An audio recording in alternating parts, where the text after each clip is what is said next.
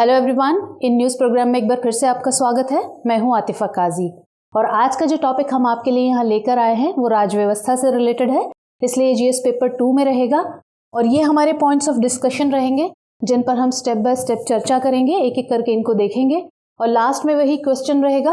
और आज का जो क्वेश्चन है वो मुख्य परीक्षा पर आधारित है। तो चलिए अपना टॉपिक स्टार्ट करते हैं। दरअसल हाल ही में उत्तर प्रदेश की जो राज्यपाल हैं उन्होंने Uttar Pradesh prohibition of unlawful conversion of religion ordinance 2020 यानी कि उत्तर प्रदेश विधि विरुद्ध धर्म संपरिवर्तन प्रतिषेध अध्यादेश 2020 जारी किया है। और इसको लेकर जो है विरोध, कुछ जो सिविल सोसाइटीज़ हैं उन्होंने विरोध जताना शुरू कर दिया है। और अगर उत्तर प्रदेश के अलावा बात करें तो मध्य प्रदेश और कर्नाटक की जो राज्य सरकारें हैं उन्होंने भी किसी भी तरह के जो जबरन धर्मांतरण है उसके खिलाफ स्ट्रिक्ट लॉज लाने की बात की है। और जिसको लेकर कर्नाटक की जो राजधानी है उस बेंगलुरु, उसमें विरोध चल रहा है काफ़ी इसका, क्योंकि जो अधिकारों के लिए काम करने वाले संगठन हैं उनका मानना है कि सरकारें लव जिहाद के नाम पर ऐसे कानून लाकर न केवल किसी धर्म विशेष को टारगेट कर रही हैं बल्कि स्वतंत्रता से इच्छा अनुसार अपने साथी के साथ जो विवाह करने का अधिकार है लोगों के पास, उसको भी कहीं ना कहीं छीन रही हैं। तो चलिए अब ये जानते हैं कि इसमें जो उत्तर प्रदेश सरकार जो ये कानून लेकर आई है इनमें क्या प्रावधान किया गया है और क्या कहा गया है, और इसके अलावा क्या उत्तर प्रदेश के अलावा किसी और राज्य में भी, देश के किसी और राज्य में भी पहले से इस तरह के कानून मौजूद हैं। तो उत्तर प्रदेश का जो ये अध्यादेश है इसको समझने के लिए हम पहले मोटे तौर पर इसकी प्रस्तावना को समझ लेते हैं। प्रस्तावना में क्या कहा गया है? प्रस्तावना में दरअसल ये कहा गया है कि ये कानून जो है वो किसी भी तरह के धर्मांतरण जो कि गैर कानूनी है उसको रोकने के लिए लाया गया है, यानी उसके प्रतिषेध के लिए लाया गया है। और ये कन्वर्जन किसी भी तरीके से हो सकता है, जैसे बहला फुसला कर किया गया हो, जबरन किया गया हो, प्रलोभन यानी लालच देकर किया गया हो, किसी भी तरह का कष्ट या धोखा देकर किया गया हो, या फिर शादी के जरिए किया गया हो। तो इस तरह का भी जो भी धर्मांतरण होगा, जो कि ये बेस बताए गए हैं, ये सभी अगर इन आधार पर जो धर्मांतरण किया गया है वो गैर कानूनी होगा। तो ये तो बात हुई इसके कि ये किन आधारों पर अगर जो कन्वर्जन किया गया है वो गैर कानूनी माना जाएगा। लेकिन अगर कोई इस तरह के धर्मांतरण में दोषी पाया जाता है तो उसके लिए क्या प्रावधान किया गया है? उसके लिए प्रावधान किया गया है कि इस तरह के अगर जो धर्मांतरण है उसमें कोई इंसान लिप्त पाया जाता है, कोई व्यक्ति लिप्त पाया जाता है, तो उसे कम से कम 1 साल और ज़्यादा से ज़्यादा 5 साल की सज़ा का इसमें प्रावधान किया गया है। और इसके अलावा जो है साथ में 15,000 रुपये का जो जुर्माना है उसको वो भी देना होगा इसमें। और अगर ये धर्मांतरण किसी माइनर या किसी महिला या किसी SC ST के मामले में होता है तो उसमें क्या है कि उसमें जो सज़ा है वो कम से कम 2 साल होगी और अधिकतम 7 वर्ष और कम से कम 25,000 जुर्माना, यानी कम से कम 25,000 रुपये उसको जुर्माना भी देना होगा। इसके अलावा अगर जो धर्मांतरण है वो बड़े स्तर पर होता है, यानी कि मास कन्वर्जन अगर होता है, तो उसमें क्या होगा? तो ऐसे मामलों में शामिल जो लोग होंगे उनको कम से कम 3 साल और ज़्यादा से ज़्यादा 10 साल की सज़ा का इसमें प्रावधान किया गया है। और जो जुर्माने की राशि है वो कम से कम 50,000 रुपये हो जाएगी। और इसके अलावा धर्मांतरण होने पर अगर मान लीजिए कि कोई व्यक्ति धर्मांतरण कर लेता है लेकिन उसके फ़ौरन बाद वो वापस अपने धर्म में चला जाता है, यानी पहले धर्मांतरण करके किसी और धर्म में गया और फिर वापस उसने तुरंत ही अपना धर्म वापस अपना लिया, तो ऐसे में क्या होगा?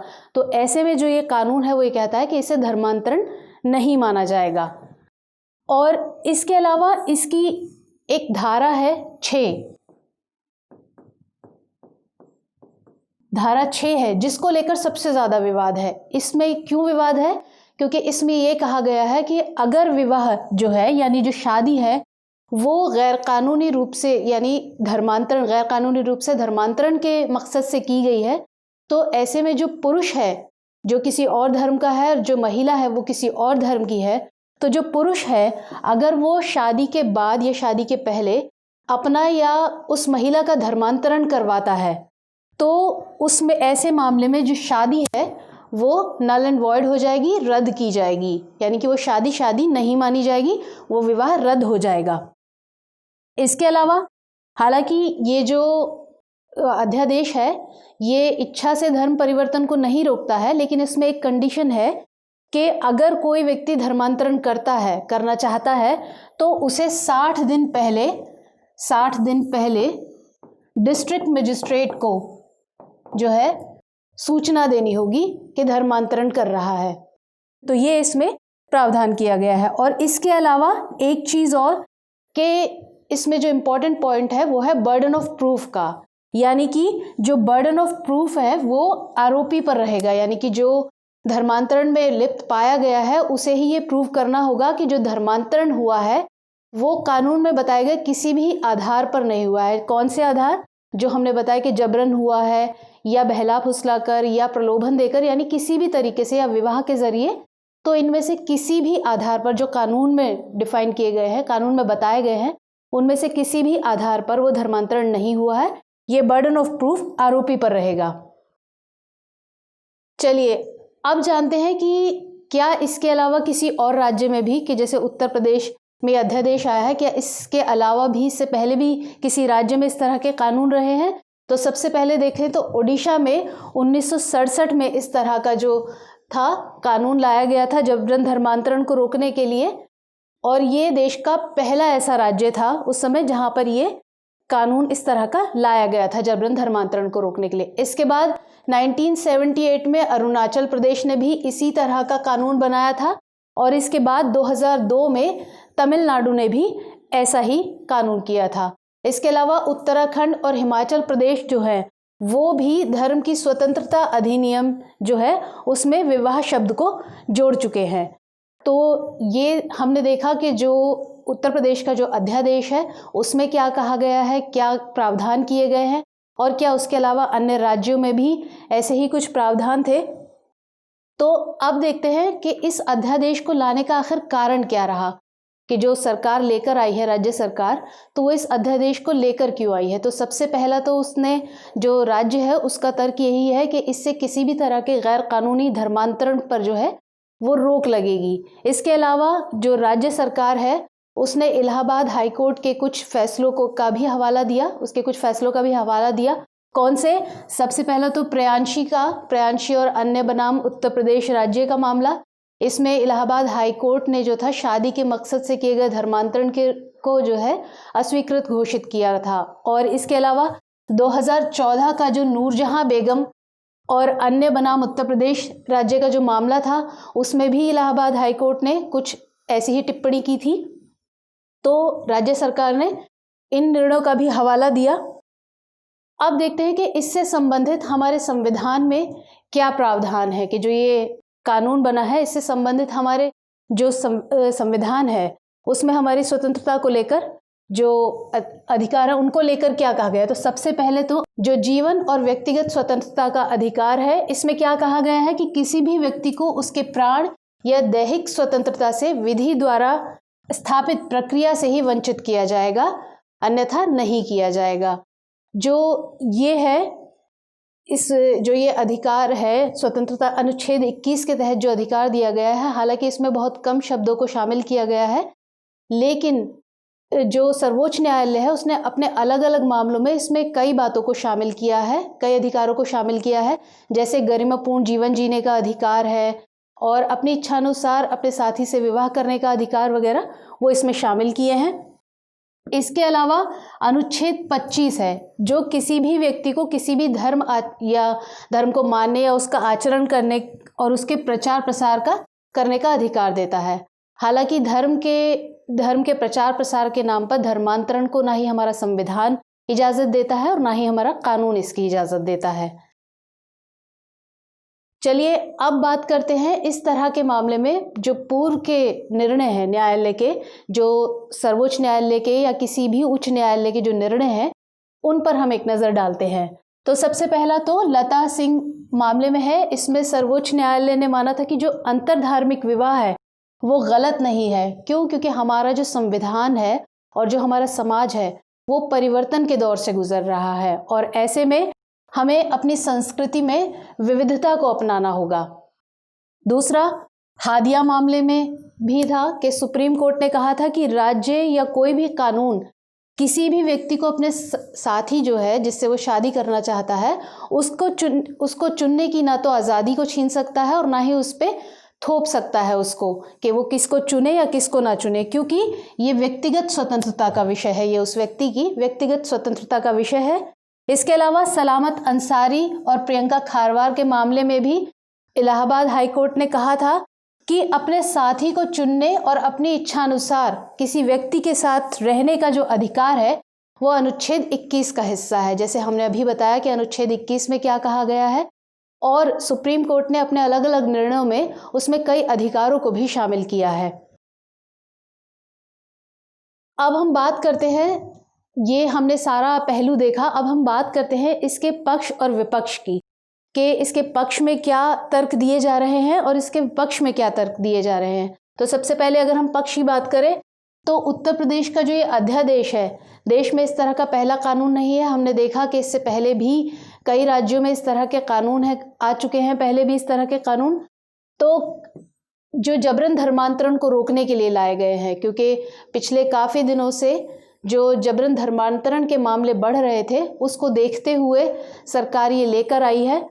और इलाहाबाद हाई कोर्ट ने भी ये माना था कि जो शादी है उसके उद्देश्य से किया गया जो धर्मांतरण है वो स्वीकार्य नहीं होगा, यानी कि अगर शादी इस मकसद से की गई है, धर्मांतरण कराने के मकसद से की गई है, तो वो गैर कानूनी होगी, ये भी हमने देखा।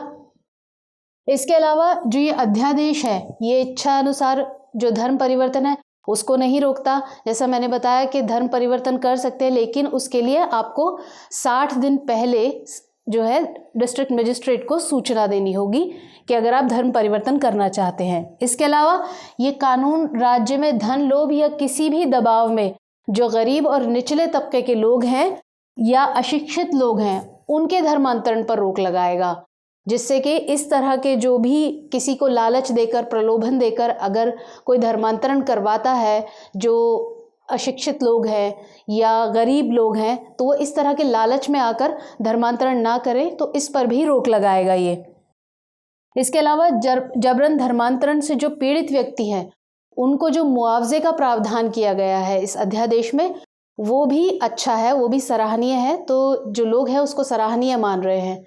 तो ये तो बात हुई पक्ष की कि जो लोग पक्ष में तर्क दे रहे हैं। अब हम बात करें कि विपक्ष की, क्योंकि जाहिर है अगर पक्ष है तो विपक्ष में भी कुछ लोग होंगे उसके।